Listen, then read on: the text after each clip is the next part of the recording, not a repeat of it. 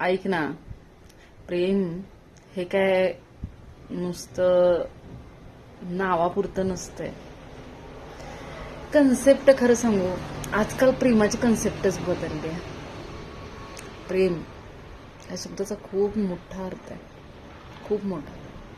आणि हा त्यालाच समजतो जो त्यात असतो किंवा ज्याने केले, आणि ते पण प्रामाणिक.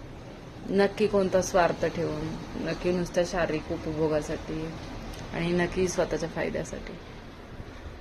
त्याला विचारा ज्यांना आपल्या व्यक्तीला समोर बघितल्यानंतर एवढा आनंद होतो की आजूबाजूचं जग सुद्धा शून्य आणि ठेणगं वाटायला लागतं. सहवास रोजचा नसतोय, पण तो सहवास असा असतोय की ज्या सहवासापुढं अख्खं जगही फिक्कं वाटू लागतं, खूप फिक्कं.